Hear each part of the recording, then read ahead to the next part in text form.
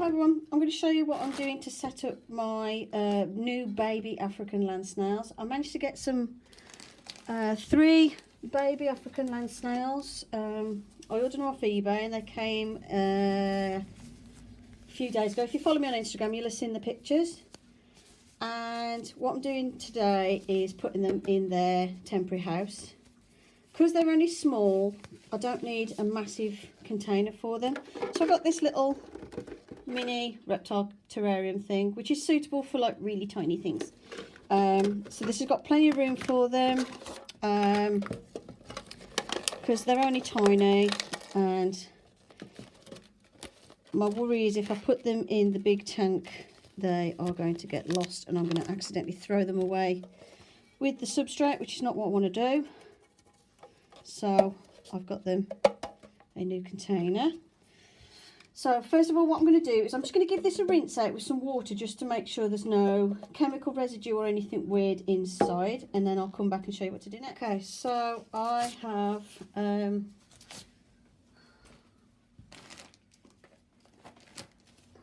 me just swap gloves. I don't like those blue gloves I've got. They're very very tight. I don't like them. Right, so what I've done is I've rinsed this out with some tap water. No soap or anything like that, because I don't want to introduce any chemicals to the tank, because chemicals can be harmful to the snails. And before I do anything else, I've got mini versions, because I've got a hydrometer and thermometer in the big tank, and I've got mini versions here, because quite frankly I was going to get one the same as what I've already got in the big tank, but it would have filled up a big chunk of this tank. So I've got these 2 mini ones. So I've got a little hydrometer and a thermometer, because obviously I need to monitor the temperature and the moisture in the tank. So I've got these. They're not bad actually, they're not too expensive, these. So I'm going to stick these on first. So that's my hydrometer. My thermometer. On my big one, this sticky failed, so it sort of has to be just stood up in the tank, and my snail keeps knocking it off. But at least with these, because they're new, hopefully sticky will work. And my thermometer. Now, anyone who knows about keeping African land snails is probably going to say to me, what about a heat mat and what about a thermostat? I've got a heat mat, I've got a thermostat somewhere, but my house is quite warm, so I don't tend to need like, it's warm where I keep the snails, so I don't tend to need the heat mat. I can maintain the temperature throughout the winter by simply just leaving my heating on, so I don't worry too much about that, in case you're worried about my snails getting cold or anything.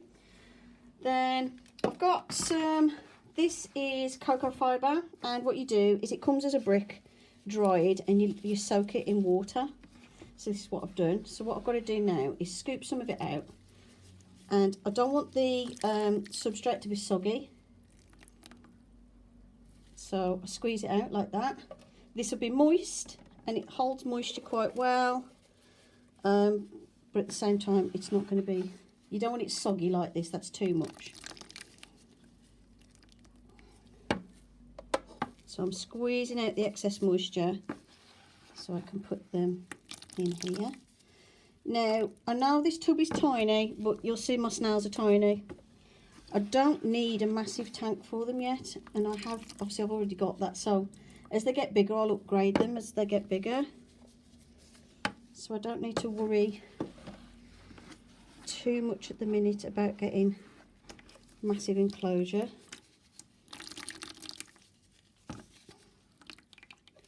And you want the depth of the substrate to be 1.5 times the depth of the shell, like the length of the shell, just so they can burrow, because what they do is they burrow into the substrate to maintain their temperature.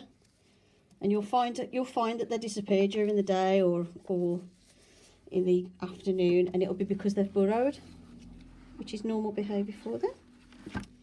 So So I want to make sure that they've got plenty to do that in.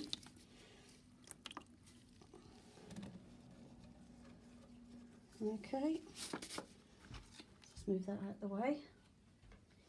And this is my tank. There's the substrate. There's more going in here in case you're wondering, so you know, don't worry about that. Then this is what I kept them in when I got them.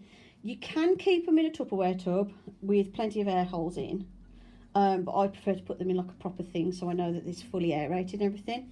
This was just temporary until I could get to the shop and get the proper tub. They came in a tub which they said was suitable for up to 3 months. But I thought it was too small, so I put them in this to keep them going until I got to the shop. So they've only been in this a couple of days. And I've got cuttlefish, which needs to go in. This is new cuttlefish, so I'm going to keep it and put it in.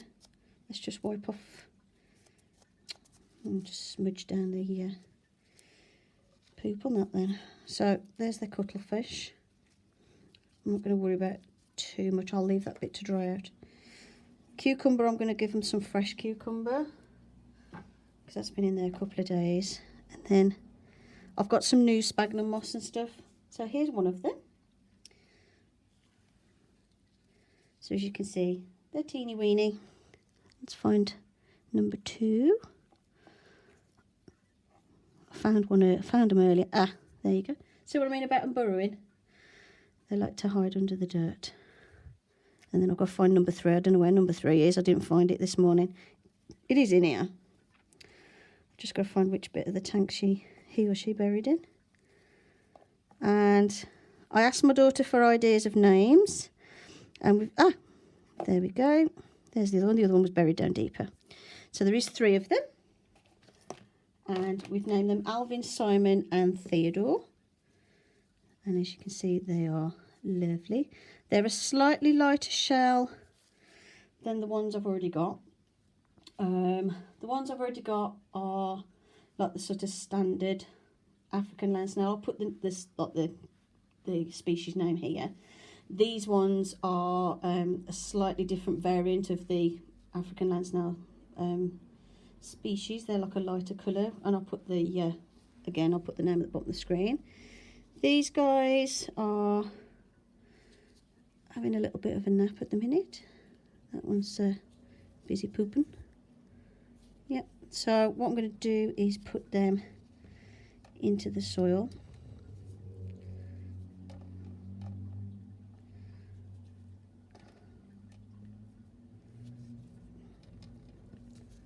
Like so. When you're handling them, just be very gentle with your snails because you don't want to like crack their shells or anything. What else? Oh yeah, I've got to put some sphagnum moss in. I've got a bag of this habitat moss, and this is some sphagnum moss, which is it is alive and it's ready to use. And I'm going to use that to help give them something to hide under. But what I'm going to do first of all is I'm just going to rinse it under the tap just to make sure it's clean. Just give that a rinse just to make sure there's nothing in it. And also it makes it nice and moist. And then I'm going to put that, just put some soil on them because they are asleep at the minute. I'm going to put that here. This is going to give my snails, hold on, let's make sure I don't bury them so they can't get back out. This is going to make it so that the snails have got somewhere to hide. It helps keep the tank hydrated and just gives them a nice place to burrow under and just helps maintain the humidity of the tank. And then I need to get some food. I've got them some food. I've got a mixture here of cucumber, carrot, there's some, whatever that is, some what I call fake lettuce. There is a bit of iceberg lettuce in here, which is not ideal. Iceberg lettuce doesn't have nutritional value for them. It's just going to be water, but again, it's going to provide water for them, so there is a benefit to it. But obviously, it's not something you want to feed like regular. With these, I did get a list of actually of a snaily menu of foods that are suitable. So I will show you that in a bit. My tank is very small. I'll tell you what, if I take out, I'll just monitor how quick they eat this cuttlefish and I'll replace it. So let's put their little selection of food here. The food's bigger than them at the minute. I could probably put some of this in my other snail's tank actually. And obviously I haven't put them with the big snail because the big snail will probably gnaw on the shells or whatever. So we don't want to do that. And then what I've done is I've got this little spray bottle. It's not had anything else in it at all. I bought it from, I think it was Superdrug or something. It's like a travel spray bottle thing that you fill it up yourself, so it comes empty. So obviously I just rinsed it out with plenty of water, and this is my spray bottle for misting the tank. And because there's not like I don't want to put like a big water dish in here because obviously there's the fear of them drowning and also lack of space for now. I am going to find some sort of little lid or sort something out that I can use as a little dish for them with a little bit of water in, but they will lick the water off the sides of the tank, and obviously if I make sure the food's nice and wet, it will keep them hydrated. Okay, so, and I will mist them every day. I will monitor their the hydrometer and the thermometer to make sure everything is tickety-boo. So I'm going to leave them in there. But the reason I prefer this is because it's got a proper carrying case, lots of ventilation, and I've got this little lid. So I've got easy access to put extra food and stuff in. So that's the baby snails all set up and ready to go in their little tank. Then I'll show you my big one.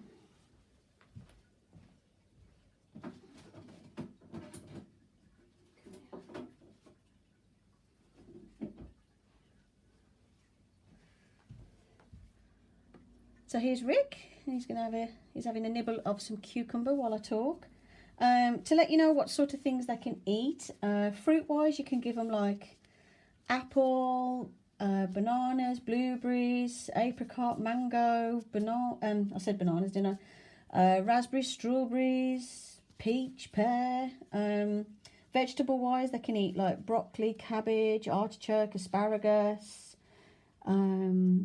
courgette, cucumber, mushrooms, parsnip, pumpkin seeds, potato peelings, obviously lettuce and cucumber and carrot.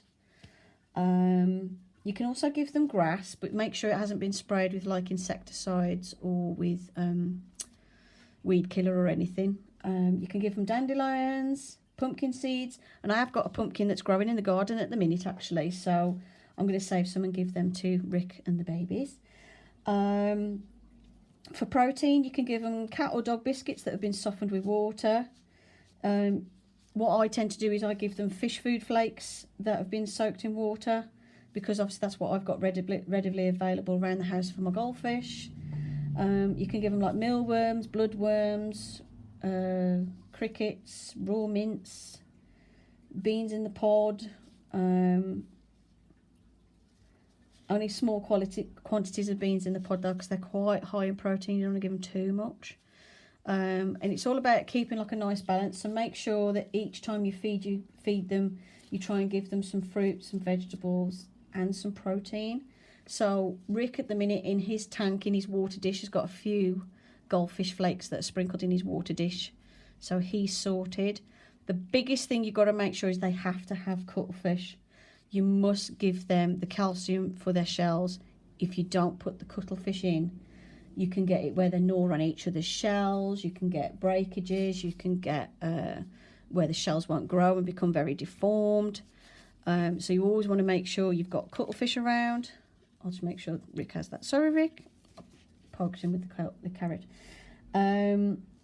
Lots of, plenty of water as well. The babies, because they're so small, obviously you have to be careful and put like a very small, very, very shallow dish with some stones in that aren't going to react with the water, because you've got to make sure they can climb back out, otherwise they'll drown.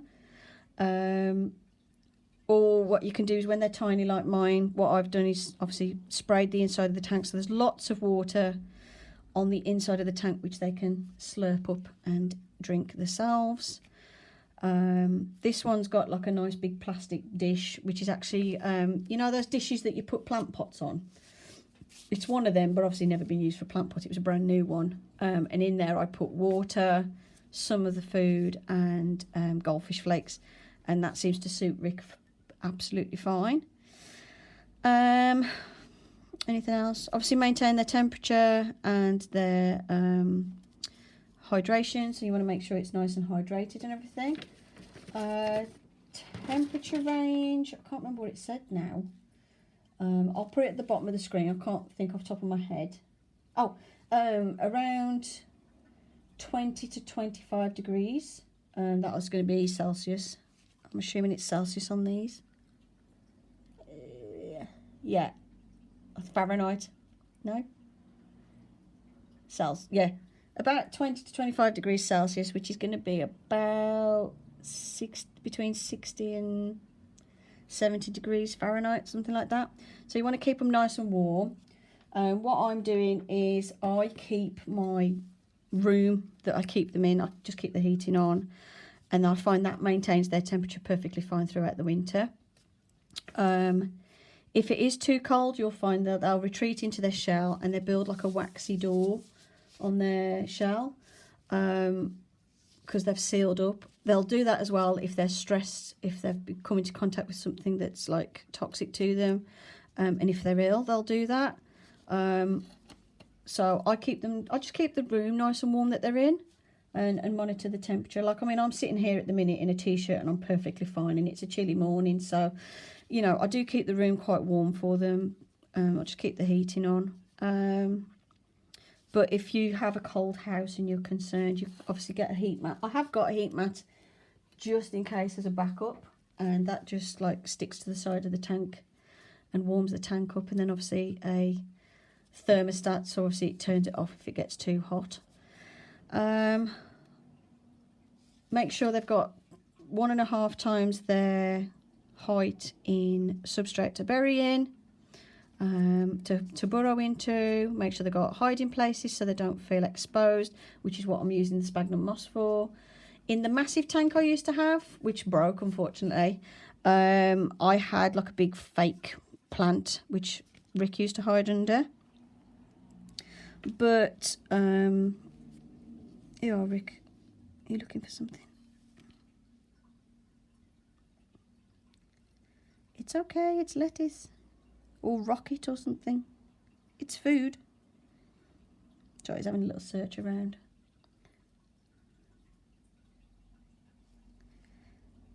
Hello, babes. That's his eyes there, look. He's looking at me.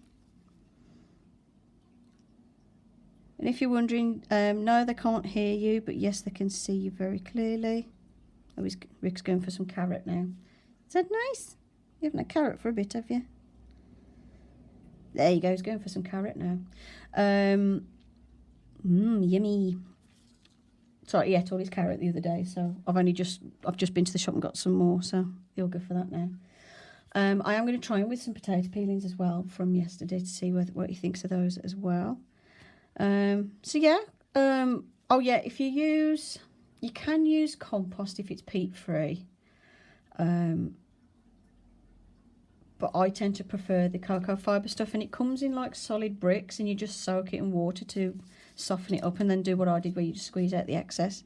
I prefer the cocoa fibre because it holds more moisture, and I find it doesn't go soggy and squelchy very quick, because soil can get very boggy really quickly, and I find that's not good for them. Cleaning wise, don't clean them out too often, because they will have like good bacteria on their bodies and in the soil that's beneficial to them. Don't clean them out too often. I clean mine out every couple of weeks. It depends. If their soil starts to look a bit squishy and a bit too squelchy, then I'll change it. Otherwise, I leave them be for a couple of weeks and they tend to be fine. The thing you do need to do, though, is change their food. Like this for Rick is nice and fresh, and Rick will eat most of this, if not all of it, by tomorrow. Probably a bit more because he has got a bit more in his tank.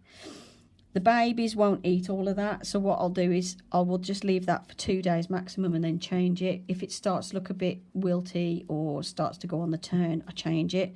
In warm weather, you're going to have to change it more often. Yeah, I think that's all I can think of. So yeah, as you can see, Rick is beautiful, nice and big. I mean, compared to my hand is his shell is now a bit longer than the palm of my hand, so that's quite good. When he's got his foot fully stretched out, it's quite a big foot now and does fill up a big chunk of my hand.